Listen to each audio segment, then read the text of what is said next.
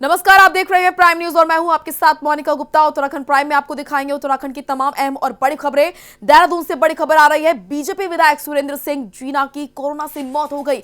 ये बड़ी जानकारी अब तक हम पहुंचा रहे हैं। कोरोना का कहर किस तरीके से लगातार बढ़ रहा है और अब नेतागण भी उससे अछूते नहीं रह रहे हैं। बीजेपी विधायक सुरेंद्र सिंह जीना की कोरोना से मौत हो गई। ये बड़ी और दुखद जानकारी आप तक पहुंचा रहे हैं। कुछ दिन पहले पत्नी ने भी तोड़ दिया था कोरोना से दम। सीएम रावत समेत कई नेताओं ने इस पर दुख जताया। अल्मोड़ा के सर्च से विधायक थे सुरेंद्र सिंह जीना।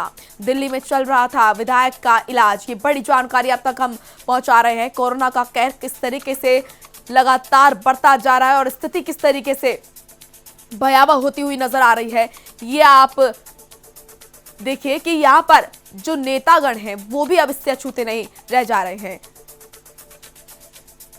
तो देहरादून से ये बड़ी जानकारी अब तक पहुंचा रहे हैं। बीजेपी विधायक सुरेंद्र सिंह जीना की कोरोना से मौत हो गई। बड़ी और दुखद जानकारी। कुछ दिन पहले पत्नी ने भी कोरोना के चलते दम तोड़ दिया था। सीएम रावत समेत कई नेताओं ने इस पर दुख जताया है। और आपको बता दें कि अल्मोड़ा के सल्ट से विधायक थे सुरेंद्र सिंह जीना। दिल्ली में उनका इलाज चल रहा था और अब उन्होंने आज आखिरी सांस ली। तो देहरादून से बड़ी जानकारी और दुखद जानकारी आप तक हम पहुंचा रहे हैं। कुछ दिन पहले उनकी पत्नी ने भी दम तोड़ा था कोरोना के चलते। सीएम रावत समेत कई नेताओं ने इस पर दुख जताया है। साथ ही आपको बता दें कि अल्मोड़ा के सल्ट से विधायक थे सुरेंद्र सिंह जीना।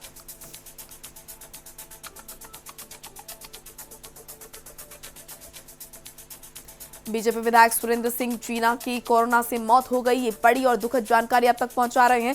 कुछ दिन पहले पत्नी ने कोरोना के चलते दम तोड़ा था और अब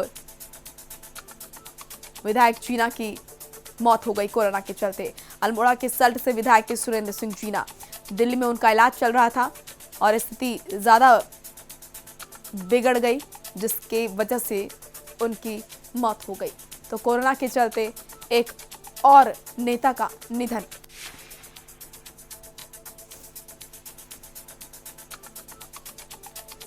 ये बड़ी और दुखद जानकारी आप तक हम पहुंचा रहे हैं देहरादून से, जहां पर बीजेपी विधायक की कोरोना के चलते मौत हो गई। आपको बता दें कि सुरेंद्र सिंह जीना की कोरोना के चलते मौत हो गई और इससे पहले उनकी पत्नी की भी कोरोना के चलते मौत हुई थी। ये दुखद और बड़ी जानकारी अब तक हम पहुंचा रहे हैं। सीएम रावत समेत कई नेताओं ने इस पर दुख जताया है। और अल्मोड़ा के सल्ट से सुरेंद्र सिंह जीना विधायक थे। दिल्ली में उनका इलाज चल रहा था और आज उन्होंने अंतिम सांस ली। जितेंद्र हमारे सहयोगी जुड़ चुके हैं इस खबर पर। जितेंद्र, कोरोना के कहर से नेतागण भी अछूते नहीं रह जा रहे हैं। एक और नेता की कोरोना से मौत। जी, बड़ी दुखद खबर है उत्तराखंड के राजनीतिक इतिहास में। जिस तरह से एक नौजवान विधायक, बड़ा संघर्षशील विधायक सुरेंद्र सिंह जीना थे, आज उनकी दुखद मृत्यु हुई है। 1 महीने से तकरीबन वो बीमार चल रहे थे। इससे पहले उनकी पत्नी का भी निधन हो चुका है। तो उनके परिवार के लिए तो बड़ी दुखद खबर है। साथ ही उत्तराखंड की राजनीति में भी एक बड़ी दुखद खबर है। बीजेपी में आज पूरी शोक की लहर देखी जा रही है। और सुरेंद्र सिंह जीना एक ऐसे विधायक थे कि जिनकी स्वीकार्यता सभी दलों में थी। वो कभी किसी व्यक्तिगत मसलों पे नहीं, खाली राजनीतिक मसलों पे वो रहते थे। और आज बीजेपी ने एक शोक सभा का भी 4 बजे आयोजन किया है। तो कुल मिला के देखे जाए तो उनकी मौत की खबर सुन के पूरे उत्तराखंड में, चाहे आम जनमानस हो या उनसे जुड़े हुए दलीय नेता हो, सब स्तब्ध हैं। जी बिल्कुल, तो उनकी कमी कोई पूरा नहीं कर पाएगा और उत्तराखंड की राजनीति के लिए, भारतीय जनता पार्टी के लिए ये एक बहुत ही बड़ा झटका। चलिए, बहुत बहुत शुक्रिया आपका जितेंद्र, हमारे साथ जुड़ने के लिए, तमाम जानकारी देने के लिए। तो आपको बता दें कि सीएम रावत समेत तमाम नेताओं ने इस पर दुख जताया। अल्मोड़ा के सल्ट से विधायक थे सुरेंद्र सिंह जीना। तो वहीं बिहार विधानसभा चुनाव में एनडीए की जीत के बाद अब उत्तराखंड की राजनीति में भी चुनाव की चर्चाएं शुरू हो गई हैं। एनडीए की जीत से उत्तराखंड बीजेपी में खुशी की लहर है, जबकि कांग्रेस के कार्यकर्ताओं में मायूसी नजर आ रही है। इस दौरान बीजेपी और कांग्रेस का क्या कुछ कहना है, देखिए रिपोर्ट। प्रधानमंत्री माननीय श्री नरेंद्र मोदी जी की लोकप्रियता कायम ही नहीं है, बल्कि पूरे देश में और पूरे विश्व में लगातार बढ़ रही है। और इसके पीछे जो उनका धवल चरित्र है, उनकी जो नीतियां हैं, सबको साथ लेकर के और सबके विकास की बात करने का जो उनका मंत्र है वो अपने आप में अचूक मंत्र है और वो दुनिया के सामने एक रोल मॉडल के रूप में आए हैं। बिहार की जीत में भी निश्चित तौर पर माननीय प्रधानमंत्री जी का आशीर्वाद एक महत्वपूर्ण भूमिका निभाई है। और केवल बिहार ही क्यों, पूरे देश में जितने उपचुनाव हुए हैं सभी में भारतीय जनता पार्टी को शानदार सफलता मिली है। तो तय है कि माननीय प्रधानमंत्री नरेंद्र मोदी जी और भारतीय जनता पार्टी को लेकर के पूरे देश की जनता में अटूट विश्वास है। नहीं, हमारा कार्यकर्ता उत्साहित है। परिणाम आ रहे थे और ट्रैक्टरों में लोग त्रिवेंद्र रावत होश में आओ के नारे लगा रहे थे डोईवाला में। परिणाम आ रहे थे। परिणाम हमारे सुबह तो बहुत ज़्यादा विपरीत थे। तो उस समय पूरे लोग ट्रैक्टरों में चढ़ करके जिस प्रकार से उत्साह के साथ ट्रैक्टर रैली में शामिल हो रहे थे, आपको कहीं उत्साह की कमी थी कि मैं आपको वीडियोस दे देता हूँ, आज सारे समाचार पत्रों में छपा है किस प्रकार से कितना विशाल वहाँ पर प्रदर्शन हुआ डोईवाला में। इसलिए उत्तराखंड में किसी प्रकार से कोई भी कार्यकर्ता जो है डिमोरलाइज नहीं है। हम लोग सारे उत्साहित हैं और आने वाले समय में क्योंकि हम जनता के सवालों पे लड़ रहे हैं। सवाल ये नहीं है, हम केवल हमारा चुनाव टारगेट नहीं है। मैं बार बार आपसे कहता हूँ, आप पूछते हैं कि बीजेपी तैयारी कर रही है, बीजेपी की तैयारी पूरी है, आप क्या कर रहे हैं? हमारी तैयारी लोग कर रहे हैं। तो वहीं बिहार चुनाव में एनडीए की जीत और साथ ही उत्तर प्रदेश और मध्य प्रदेश में हुए उपचुनाव में बीजेपी की सबसे ज्यादा सीटें जीतने पर हरिद्वार में जश्न मनाया गया। इस जश्न में रानीपुर विधायक सुरेश राठौर शामिल हुए। उनके साथ ही ज्वालापुर से बीजेपी विधायक सुरेंद्र राठौर ने भी हिस्सा लिया। इस दौरान विधायकों ने दावा किया कि बीजेपी को मिला जनादेश साबित करता है कि जनता प्रधानमंत्री नरेंद्र मोदी की कार्यशैली, ईमानदारी और सुशासन का सम्मान करती है। साथ ही विधायकों ने कहा कि उनकी पार्टी का सबसे बड़ा लक्ष्य जनता की सेवा करना ही है। तो विधायक जश्न में शामिल हुए। जनता को जीत की उन्होंने बधाई दी। आपको बता दें कि सुरेश राठौर जो है विधायक है ज्वालापुर से, वो और आदेश चौहान है विधायक रानीपुर से।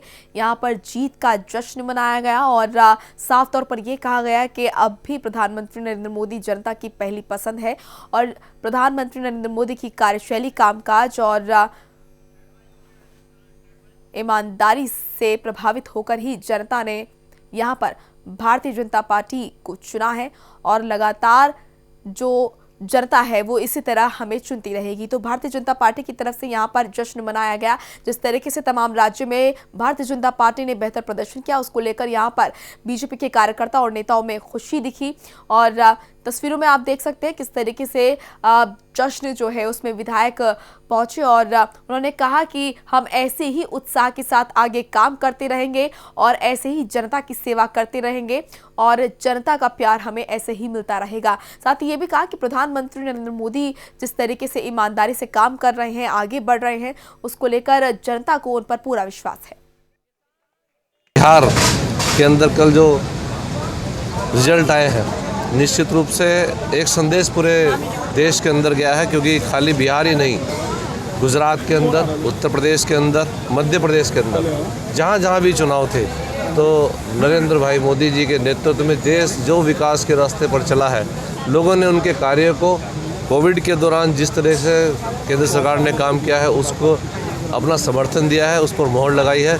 मैं सभी बिहार वासियों का भी बहुत बहुत आभार व्यक्त करता हूं कि उन्होंने ऐसे समय में एक बिहार जो पिछले 15 साल से विकास की राह पर चला है उसको और आगे बढ़ाने के लिए उन्होंने नरेंद्र भाई मोदी और नीतीश कुमार के नेतृत्व में अपना विश्वास व्यक्त किया है। उनको मैं बधाई देता हूँ। उत्तर प्रदेश के अंदर हमारी बहुत सारी सीटें जीती, हम जीत कर आए और उत्तर प्रदेश के अलावा बिहार के अंदर हमने पुनः चौथी बार सरकार बनाई। मेरी ओर से बहुत बहुत शुभकामनाएं और साथ में दीपावली की शुभकामनाएं कि मेरी ओर से ईश्वर आपको स्वस्थ रखे। ज्वालापुर विधानसभा के समस्त क्षेत्रवासियों को, देशवासियों को मेरी ओर से दीपावली की बहुत बहुत शुभकामनाएं।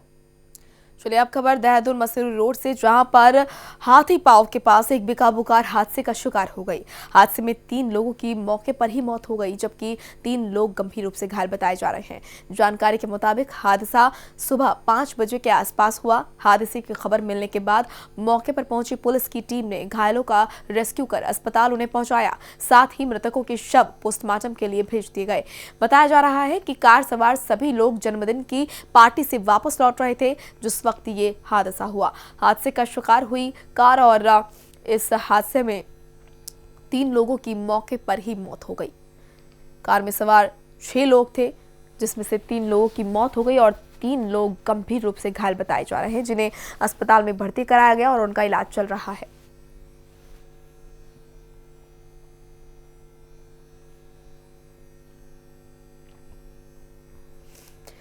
तो तस्वीरों को देखकर आप अंदाजा लगा सकते हैं कि कितना भयानक ये मंजर रहा होगा, किस तरीके से ये बड़ा हादसा है।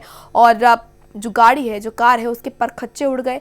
जो लोग इस गाड़ी में मौजूद होंगे उनका क्या हश्र हुआ होगा। आपको बता दें कि 6 लोग इस गाड़ी में मौजूद थे, जिसमें से 3 लोगों की मौके पर ही मौत हो गई। वहीं 3 लोग गंभीर रूप से घायल बताए जा रहे हैं, जिन्हें अस्पताल में भर्ती कराया गया है और उनका इलाज चल रहा है।